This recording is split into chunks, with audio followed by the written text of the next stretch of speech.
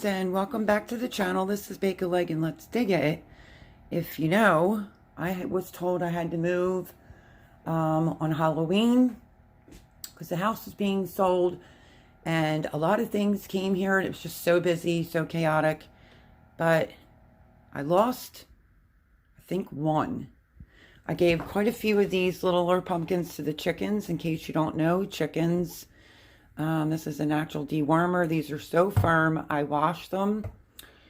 As much as I don't want to add anything else to the freezer, I don't want to lose anything else, and I have a bunch of butternut squashes downstairs.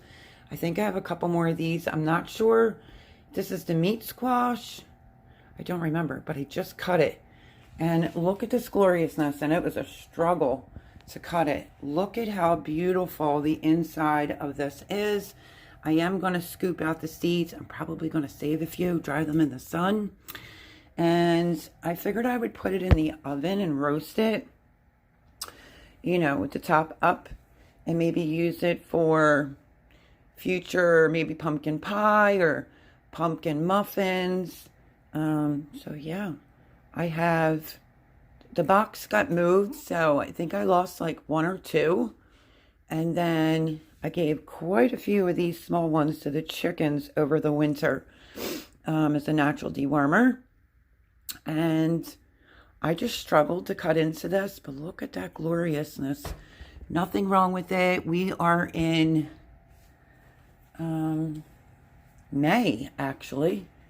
And they say this is a very, if it's the meat squash, they say that it kind of starts off like a bluish color. So I wasn't sure if it was Blue Hubbard.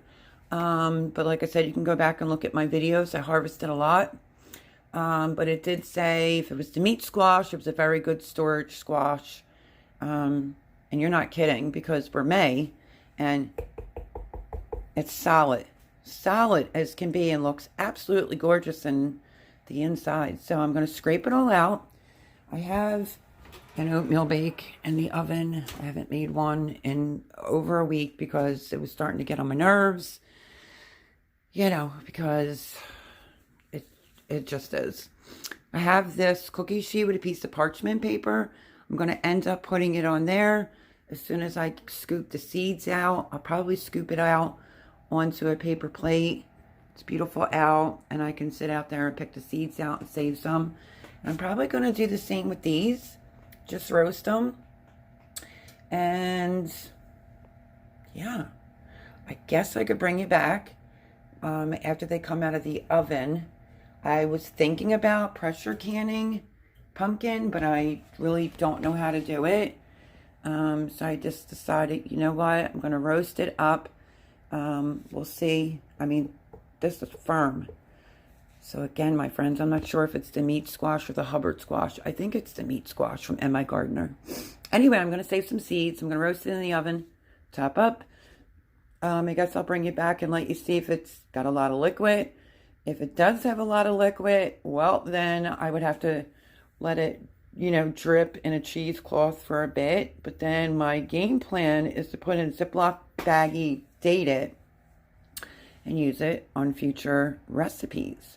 So I will start cleaning this out. I won't bore you with that. I'm going to get it ready to go into the oven. Okay, so let me show you. I may not, it is so firm that it wasn't easy to cut at all. So that's okay. I got 4 pieces out of it. I got all the seeds out, except for this little baby seed. Okay, there it is.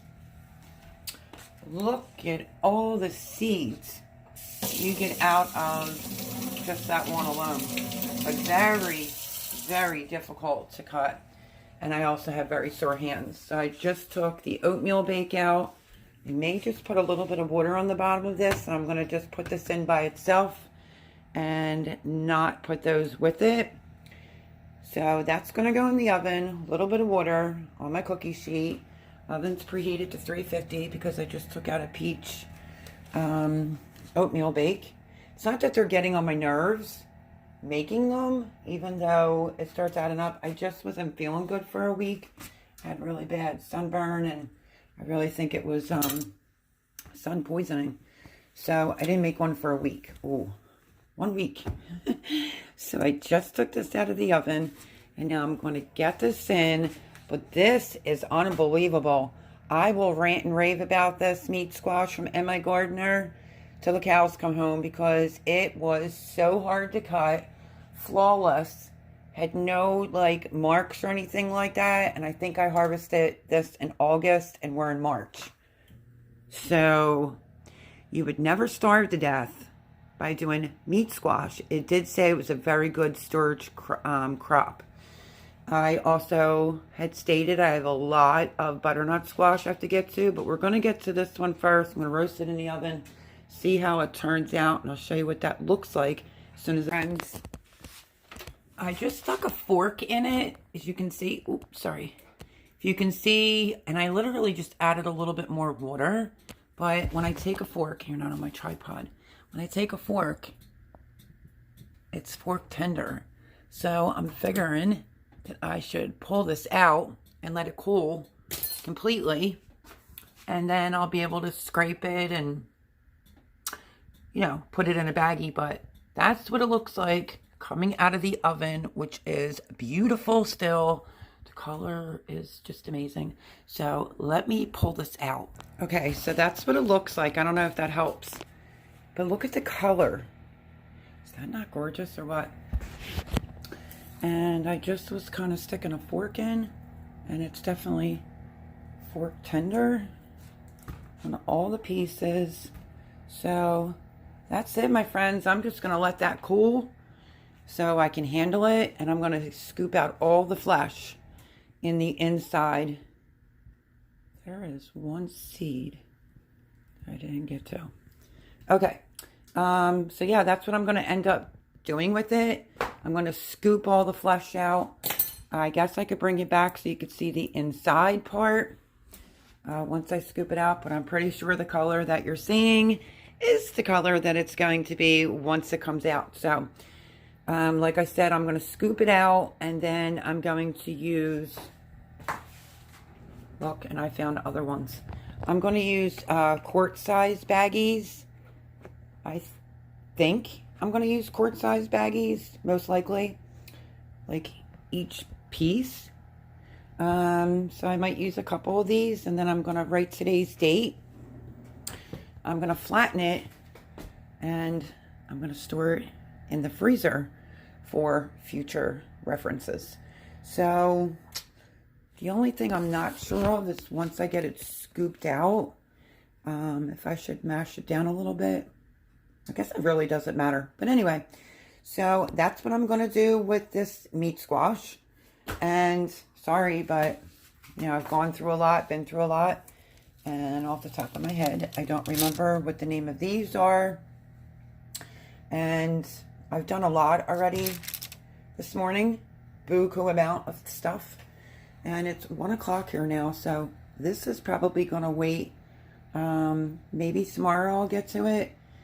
I have to slice that up, put that away. Want to let this cool and scoop it out and put it in quart-sized baggies. And I have a recipe coming for you. So this is just shredded hash browns. And on the bag, I found the cheesy hash brown casserole. So I'm going to make that, and I'm going to bring you back for that recipe because I've never made that before. And it requires a cup of cheddar cheese, so I'm just going to use that. So when I go to do that video, you know, that recipe, I will bring you back for that. In the meantime, I'm just going to let this cool until I can actually handle it, and this will have to be another day. So if you want, I can bring you back another day to see what I end up doing with these.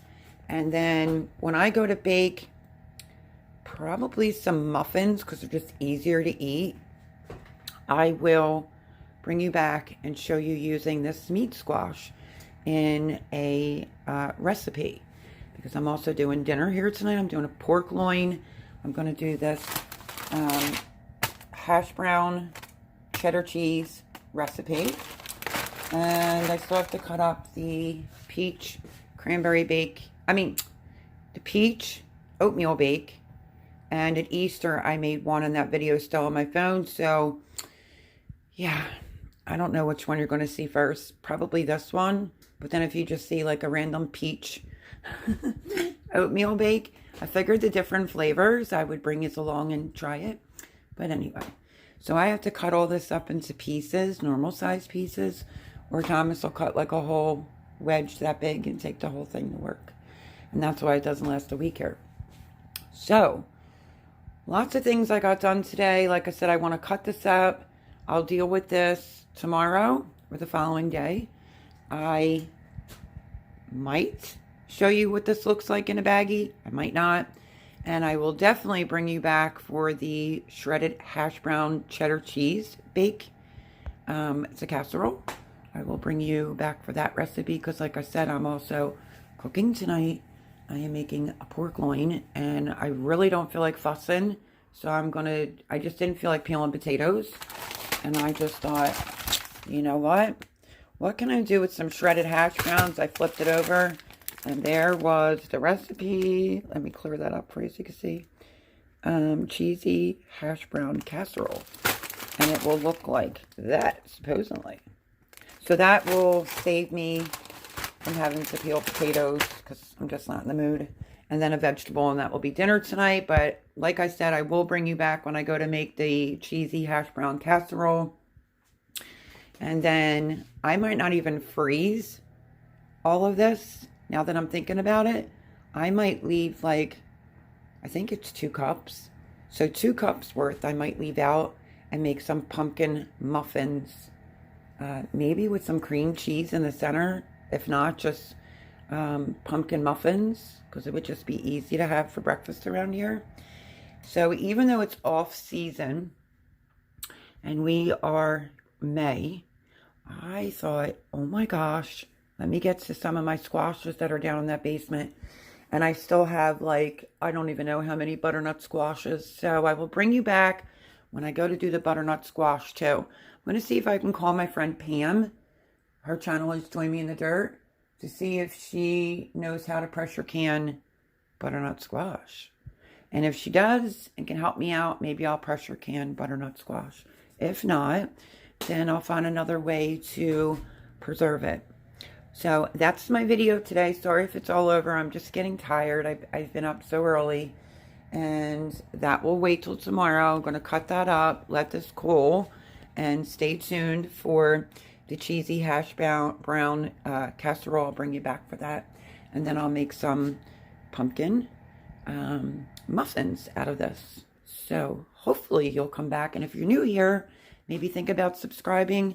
I can cook food, garden, you know, grow food. And yeah, so love you all. I just thought this was amazing. Amazing.